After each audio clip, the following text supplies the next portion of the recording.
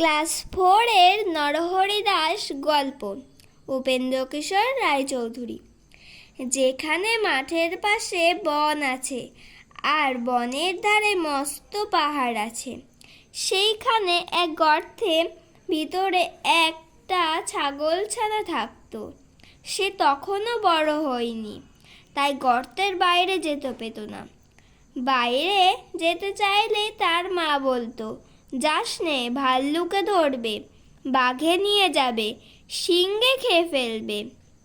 তা শুনে তার ভয় হতো, আর সে চুপ করে গর্তের ভিতরে বসে থাকতো। তারপর সে একটু বড় হলো, তার ভয়ও কমে গেল। তখন তার মা বাইরে চলে গেলেই সে গর্তের ভিতর থেকে উঁকি মেরে দেখত। শেষে একদিন একেবারে গর্তের বাইরে চলে এলো।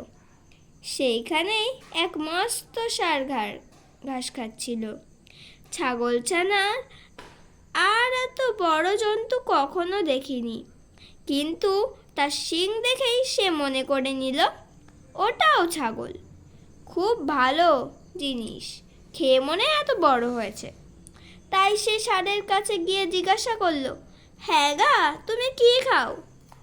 ষাঁড় বলল, আমি ঘাস খাই। ছাগলছানা বললে, ঘাস তো আমার মাও খায়, সে তো তোমার মতো এত বড় হয়নি। ষাঁড় বললে, আমি তোমার মায়ের থেকে ঢের ভালো ঘাস খাই। ছাগলছানা বললে, সে ঘাস কোথায়? ষাঁড় বলল, ওই বনের ভিতরে। ছাগলছানা বললে, আমায় সেখানে নিয়ে যেতে হবে। এ কথা শুনে ষাঁড় তাকে নিয়ে গেল। সেই বনের ভিতরে খুব চমৎকার ঘাস ছিল। ছাগলছানার পেটে যত ঘাস ধরল সে ততই খেলো। সে খেয়ে তার পেট এমন ভারী হলো সে আর চলতে পারে না। সন্ধে হলে ষাঁড় এসে বলল, এখন চলো বাড়ি যাই। কিন্তু ছাগলছানা কি করে বাড়ি যাবে? সে তো চলতেই পারে না। তাই সে বলল, তুমি যাও, আমি কাল যাব। তখন ষাঁড় চলে গেল। ছাগলছানা একটি গর্তে দেখতে পেল, তার ভিতরে ঢুকে রইল। তখন সে তার মামা বাঘের বাড়ি নিমন্ত্রণ খেতে গিয়েছিল। অনেক রাত্রিরে ফিরে এসে দেখে তার গর্তের ভিতরে কীরকম একটা জন্তু ঢুকে রয়েছে। ছাগলছানা কালো ছিল, তাই শিয়াল অন্ধকারে ভিতরের আলো ভালো করে দেখতে পায়নি। সে ভাবল বুঝি রাক্ষস ঠাক্ষস হবে, এমন একটা মনে করে সে ভয়ে ভয়ে জিজ্ঞাসা করলো, গর্তের ভিতরে কে ও? ছাগলছানা ভারী বুদ্ধিমান ছিল। সে বললে, লম্বা লম্বা দাড়ি, ঘন ঘন নাড়ি, সিংহের মামা আমি, নরহরি দাস, 50 বাঘের মোড়, এক গ্রাস। শুনেই তো শিয়াল বাবা গো বলে সেখান থেকে ছুট, এমন ছুট দিল যে একেবারে বাঘের ওখানে গিয়ে সে নিঃশ্বাস ফেললে। দেখে আশ্চর্য হয়ে জিজ্ঞাসা করলেন, কি ভাগ্নে, এই তো গেলে, আবার এক্ষুনি এত ব্যস্ত হয়ে ফিরলে যে? শিয়াল হাঁপাতে হাঁপাতে বলল, মামা, সর্বনাশ তো হয়েছে। আমার গর্তে এক নরহরি দাস এসেছে। সে বলে কিনা যে 50 বাঘের মোড় এক গ্রাস। তা শুনে বাঘ ভয়ানক রেগে বললে, বটে, তার এত বড় স্পর্ধা, চলো তো ভাগ্নে, তাকে দেখাবো কেমন 50 বাঘ তার এক গ্রাস।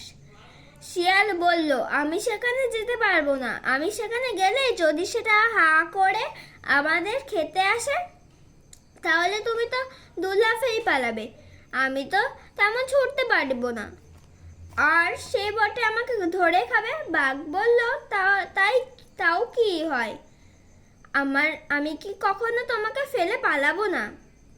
শিয়াল বললে, তবে আমাকে তোমার লেজের সঙ্গে বেঁধে নিয়ে চলো। তখন বাঘ তো শিয়ালকে বেশ করে লেজের সঙ্গে বেঁধে নিয়েছে, আর শিয়াল ভাবছে এবারে আর বাঘ মামা আমাকে ফেলে পালাতে পারবে না। এমনি করে তারা দুজন শিয়ালের গর্তের কাছে এলো।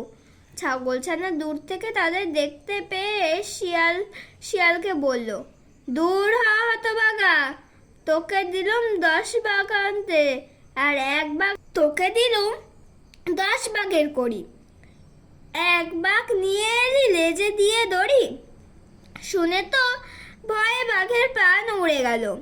সে ভাবলে যে নিশ্চয়ই শিয়াল তাকে ফাঁকি দিয়ে নরহরি দাসকে খেতে দেওয়ার জন্য এনেছে। তারপর সে কি আর সেখানে দাঁড়ায়? সে 5 হাত লম্বা এক লাফ দিয়ে শিয়ালকে শুদ্ধ নিয়ে পালালো। শিয়াল বেচারা মাটিতে আছাড় খেয়ে, কাঁটার আঁচড় খেয়ে, ক্ষেতের আড়ালে ঠোক্কর খেয়ে একেবারে যায় আর কি।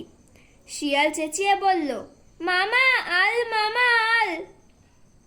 তা শুনে বাঘ ভাবে বুঝি সেই নরহরি দাস এলো, তাই সে আরো বেশি করে ছুটে। এমনি করে সারা রাত ছুটোছুটি করে সারা হলো। সকালে ছাগলছানা বাড়ি ফিরে এলো। শিয়ালের সেদিন ভারী মজা হয়েছে। সেই থেকে বাঘের উপর তার এমনি রাগ হলো যে সে আর কিছুতেই গেল না। নমস্কার, তোমাদের যদি এই ভিডিওটা ভালো লেগে থাকে তাহলে তোমরা প্লিজ আমার চ্যানেলটাকে সাবস্ক্রাইব করে লাইক করে দেবে।